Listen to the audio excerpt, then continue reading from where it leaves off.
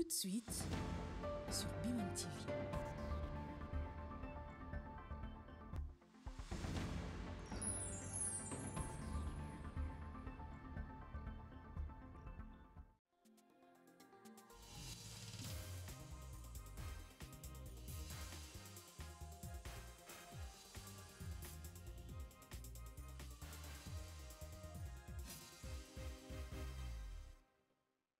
Madame, Monsieur, bienvenue dans ce journal. À la une de l'actualité, signature d'un accord des principes entre la République démocratique du Congo et le Rwanda sous les auspices des États-Unis d'Amérique. Les deux États sont représentés par leur ministre des Affaires étrangères devant le secrétaire d'État américain, Marco Rubio. Un pas de plus après l'évolution annoncée des pourparlers de Doha entre la délégation gouvernementale et la rébellion AFC 123 RDF. Affaire Boukangalonzo, longtemps vers un bras de fer entre le pouvoir législatif et judiciaire. 50 députés nationaux, dans une déclaration, ont rejeté la demande de la Haute Cour relative à la levée des immunités de leur collègue Augustin Matata Ponyo. Ils exigent avant tout l'allègement d'une telle demande, des excuses publiques du procureur près la Cour constitutionnelle à l'Assemblée nationale et à son président pour des propos qu'ils qualifient d'outrage et de manque de respect à la deuxième institution du pays. 25 avril, le monde s'est mobilisé contre une maladie qui tue encore silencieusement. Placé sous le thème « Le paludisme prend fin », réinventé, réimaginé et ravivé en République démocratique du Congo, le gouvernement mise sur son plan de l'éradication de la malaria d'ici à 2030, la fabrication locale de moustiquaires imprégnés et l'extension de la vaccination vers d'autres provinces du pays sont au nombre des stratégies développées pour stopper cette maladie qui décime de nombreuses.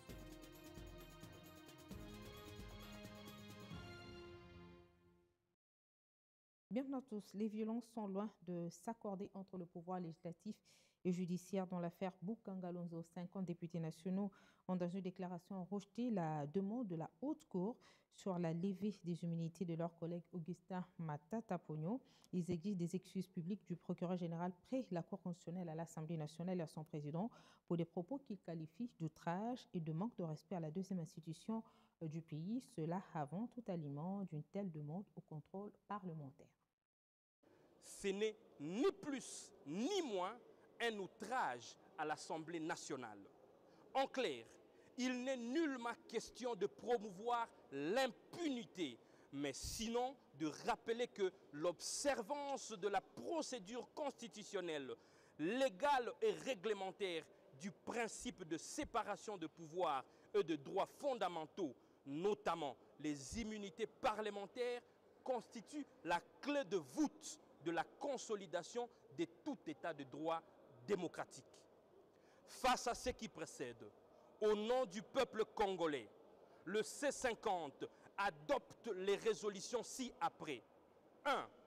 Le C50 plaide en faveur de la paix et de l'intégrité territoriale en République démocratique du Congo. 2. Le C50 dénonce la violation manifeste de la Constitution et du règlement intérieur de l'Assemblée nationale. 3. Le C50 condamne avec la dernière énergie les propos outrageants du procureur général près la Cour constitutionnelle à l'égard de l'Assemblée nationale et exige à cet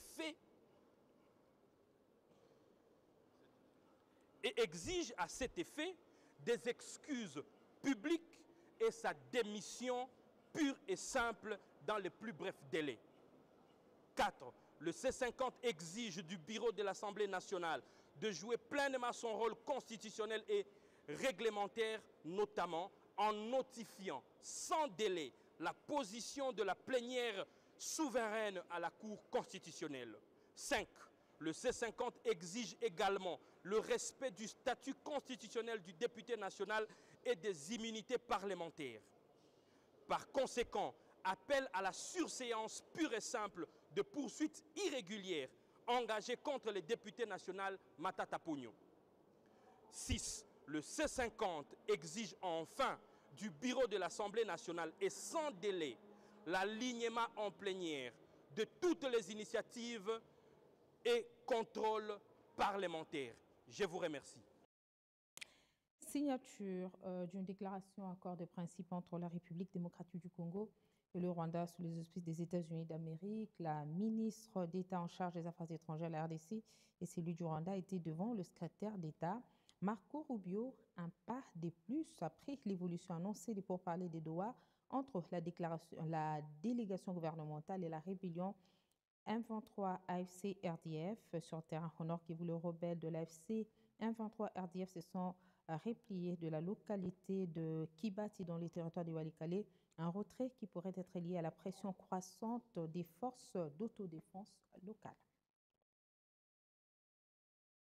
Face aux nombreuses réactions suscitées par la déclaration des Doha, le gouvernement de la République démocratique du Congo a tenu à préciser sa démarche. Il s'agit d'une étape vers la paix et pas d'un recul.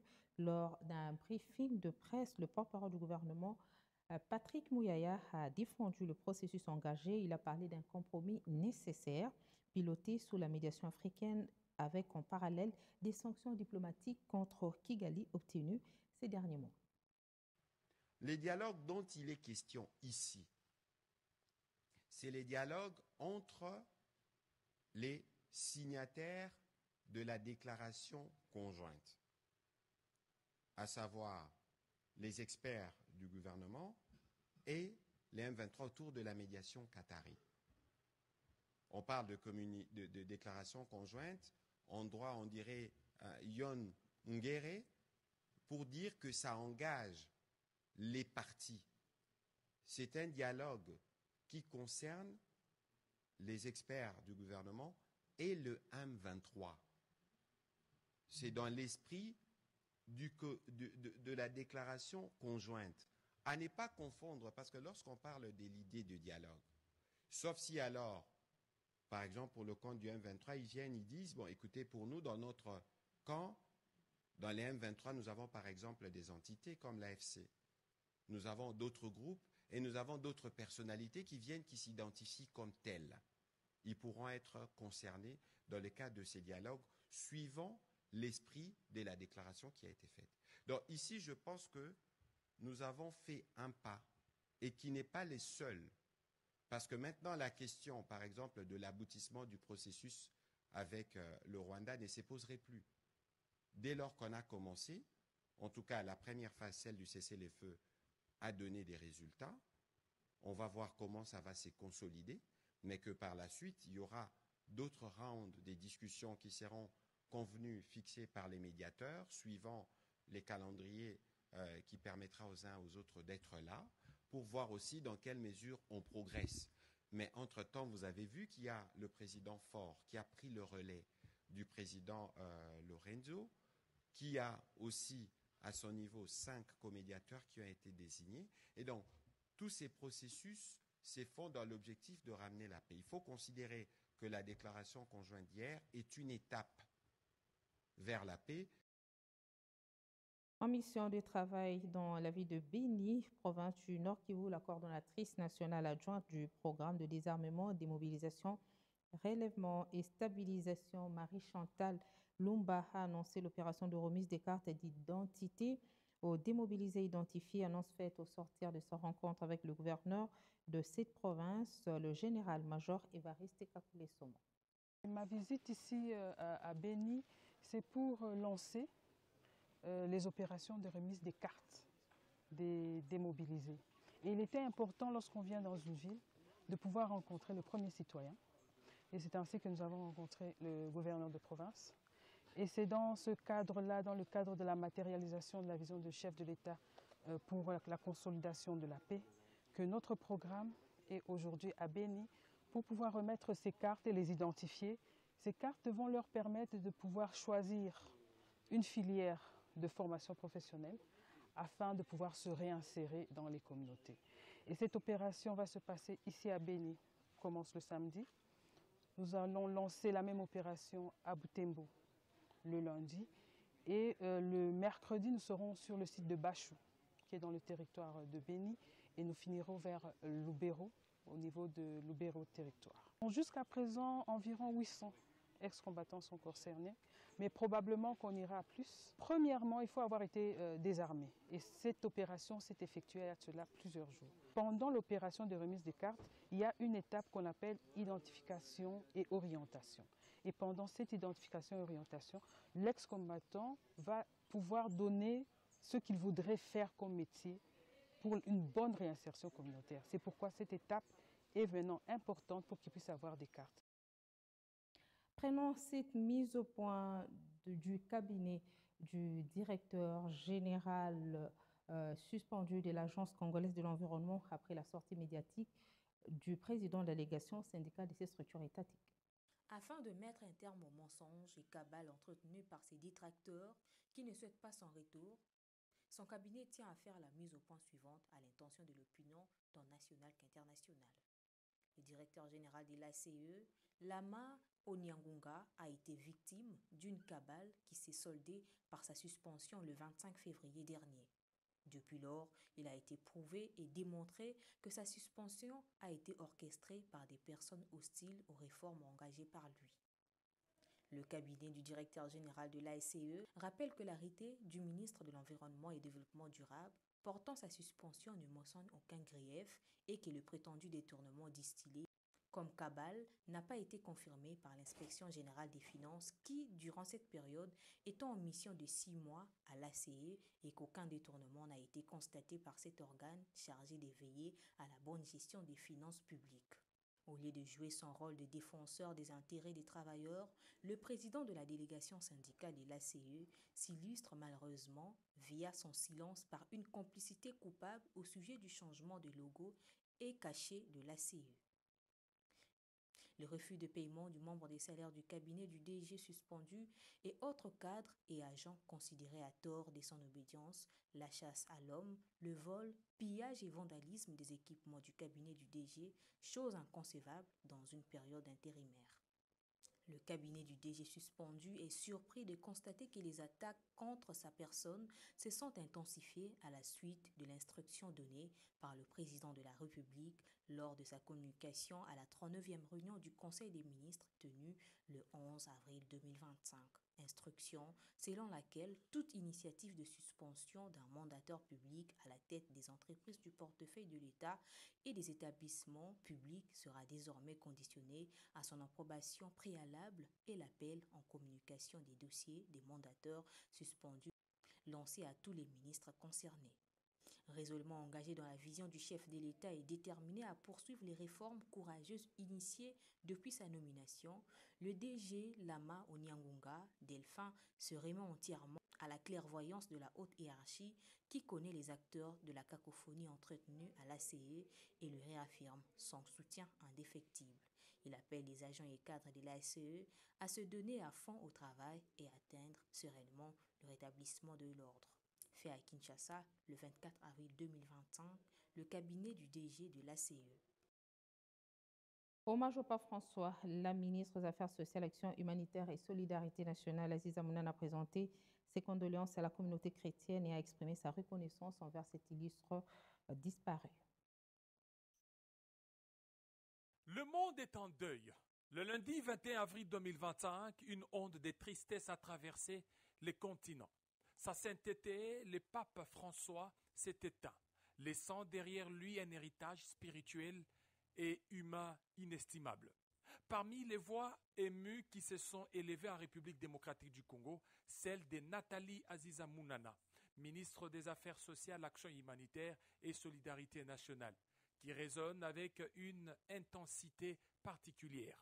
Profondément bouleversée par la disparition du souverain pontife, elle a exprimé sa douleur face à la perte d'un homme de paix, d'un guide humble et d'un infatigable artisan du dialogue entre les peuples.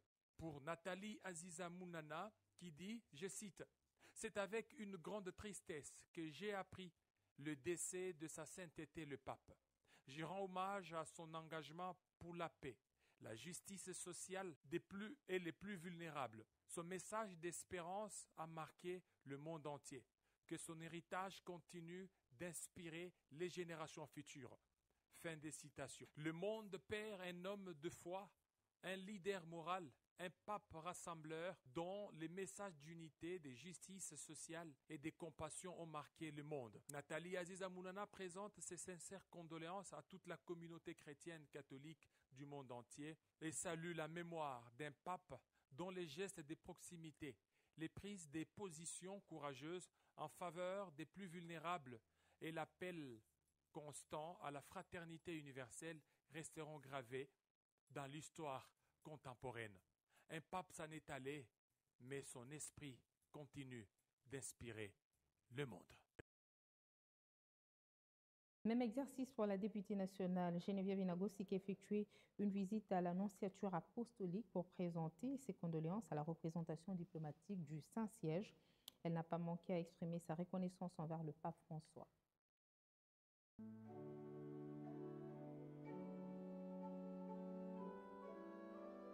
Chrétienne catholique avertie et membre du caucus des députés catholiques, la députée nationale a de vive voix exprimé sa gratitude à Dieu pour la vie du pape François, avec qui elle a échangé de son vivant, notamment pour plaider de la cause de la canonisation de la bienheureuse Anwarit Nengapeta. Elle a en outre relevé l'humilité, la proximité du pape François avant de rappeler son attachement pour les pauvres et les vulnérables. Elle a été reçue par le nonce apostolique en RDC, Monseigneur Mitja Lescovar. Pendant une trentaine de minutes, l'honorable Geneviève Inagossi a échangé avec le diplomate du Vatican sur le déroulement des obsèques du souverain pontife, ainsi que rappelé le souvenir de son passage à Kinshasa.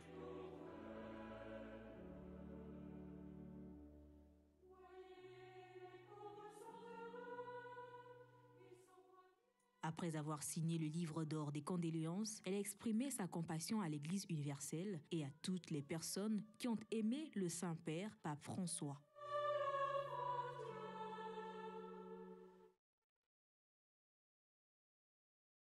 Lutte contre le paludisme, le gouvernement congolais ambitionne démarrer la fabrication des moustiques imprégnés localement, étendre la vaccination anti-paludène et poursuivre les diagnostics. Une stratégie mise en place par le pays pour atteindre l'objectif de l'éradication du paludisme d'ici à 2030 à l'occasion de la commémoration de cette journée mondiale sous le thème « Le paludisme prend fin, réinventer, réimaginer, raviver ». Elle marque un appel à la consolidation des efforts en cours. Il faut également dire que la République démocratique du Congo fait face aux grands défis, notamment ceux liés au retrait de certains bailleurs face à l'ampleur des zones à couvrir. Plus d'explications dans ce reportage.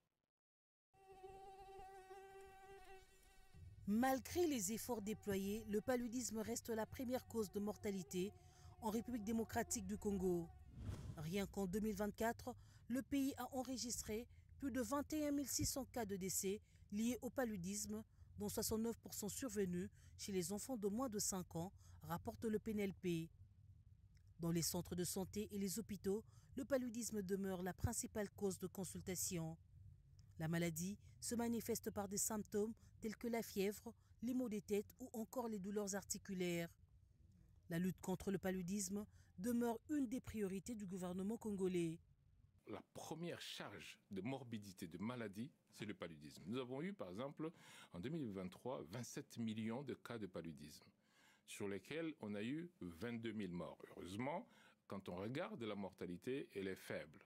Sur 27 millions, on a eu 22 000 morts. Nous avons effectivement commencé une stratégie de vaccination, notamment dans la province du Congo central. Nous avons reçu 700 000 doses à peu près, un peu plus, de vaccins. Et nous avons focusé sur le Congo central parce qu'il y a des provinces où le paludisme est très très élevé, notamment le Congo central, Kinshasa, l'Ituri, le Haut-Katanga et autres. Le paludisme tue et sa prise en charge coûte cher. Pour réduire l'incidence de la maladie et atteindre l'objectif zéro palud d'ici 2030, il faut absolument l'implication de tous et des innovations, comme le recommande le thème de cette année, réinvestir, réimaginer et raviver nos efforts communs pour mettre fin au paludisme. Zéro paludisme commence par mon ménage, par ma maison. Donc ça commence par moi. Moi, je dois m'engager. Toi, tu dois t'engager. Si nous tous nous engageons, nous allons éliminer le paludisme. Nous avons ce qu'on appelle un volet routine où nous donnons les moustiquaires chez les femmes enceintes et chez les enfants qui ont fini la vaccination. Nous avons également nous donnons les intrants, comme on a dit, qui sont gratuits, donnés avec nos partenaires. Ainsi, pour répondre à la forte morbidité et forte mortalité, en particulier chez les enfants de moins de 5 ans, la RDC a en plus de la distribution du moustiquaire imprégné et de la gratuité des intrants chez les femmes enceintes et les enfants de moins de 5 ans, introduit la vaccination et la chimioprévention du paludisme pérenne. En outre, la RDC a rejoint en 2024 les 14 pays africains ayant déjà adopté le vaccin. Le pays a reçu un lot de plus de 693 000 doses de vaccins antipaludiques pour la vaccination des enfants de 6 à 23 mois. La campagne de vaccination a d'abord ciblé la province du Congo central en 2024 et devra s'étendre dans d'autres provinces en cette année 2025. Malgré les efforts déployés, plusieurs défis se dressent encore sur le chemin à parcourir, notamment la question du financement de la lutte. C'est ainsi que des acteurs impliqués dans la lutte, dont l'ONG Santé Rurale, plaident pour l'augmentation des subventions de l'État congolais pour faire face au retrait de certains bailleurs de fonds. Cette ONG locale plaide également pour la détaxation des antipaludéens. Sur le terrain, 100 rue ASBL intensifie la campagne de sensibilisation pour faire de la lutte contre le paludisme une affaire de tous. Le thème de cette année appelle à sensibiliser aussi bien les décideurs que les populations les plus vulnérables sur les défis actuels tels que la couverture santé universelle et les nouvelles menaces comme le changement climatique. On parle de l'administration publique avec cette réforme qui devra standardiser la numérisation des agents de l'État de manière équitable et transparente en évitant les écarts excessifs entre les ministères et autres services publics. Il faut souligner que les travaux ont été lancés par le président de la République et salués par les bénéficiaires fonctionnaires de l'État. Isidore Kwanja s'explique dans cet extrait. Le président de la République a mis la table.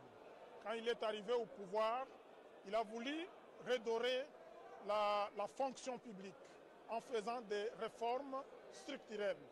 Et ce qui vient de se faire aujourd'hui, c'est très important parce qu'il a voulu mettre en place une nouvelle politique salariale qui soit juste et équitable. Cela veut dire que les fonctionnaires de l'État, où qu'ils soient dans n'importe quel ministère, ils vont avoir un traitement digne et cela va faire en sorte qu'ils doivent être motivés pour mettre en œuvre les politiques publiques du gouvernement. Vous le savez, la fonction publique est la colonne vertébrale du gouvernement. C'est elle qui met en œuvre les politiques publiques du gouvernement. Donc, elle a besoin d'être motivée, d'avoir tous les moyens nécessaires, d'améliorer leurs conditions de vie et les conditions de travail pour qu'ils puissent être productifs. Hakim Banseki, le président de l'Assemblée provinciale de Kinshasa, est allé s'enquérir du drame qui avait coûté la vie à 5 enfants d'une même famille après avoir consommé du riz empoisonné. Pour rappel, l'incident avait eu lieu au mois de mars dernier dans cette partie de la capitale congolaise. Lévi Paï a manifesté sa solidarité auprès de cette famille éplorée.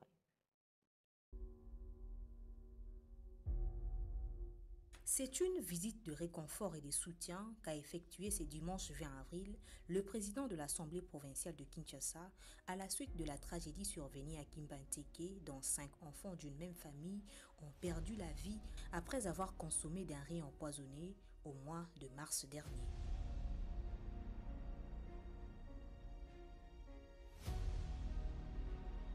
Comme un père de famille, Lévi Mbouta s'est rendu à son nom propre et au nom de tous les députés provinciaux pour s'enquérir de la situation. Sur place, le président de l'APK n'a pas manqué de mots pour exprimer sa solidarité à la famille des victimes.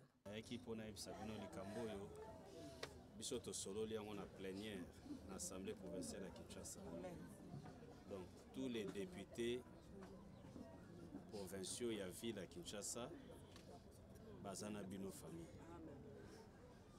De batindinga na yokuta na bino na yeba likambo et salama yindengini. Alors likambo ekoyi déjà maman nzamba pesa bino makasi beaucoup fait là-bas na mitano na mbala moko eza facilité. Alingi boyeba que Assemblée provinciale à Kinshasa totiki bino te tozana bino. Encore sous l'émotion, la mère a remercié le président de l'Assemblée provinciale de Kinshasa pour sa présence.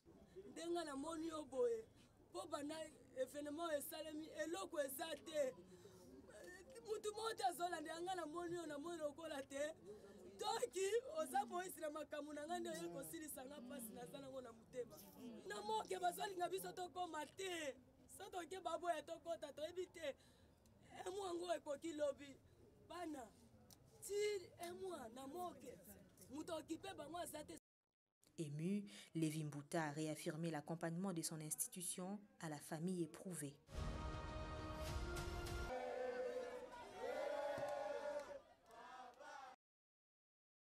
C'est la fin de cette édition du journal, mesdames et messieurs. Merci de nous avoir suivis. Excellent sur les programmes sur B1.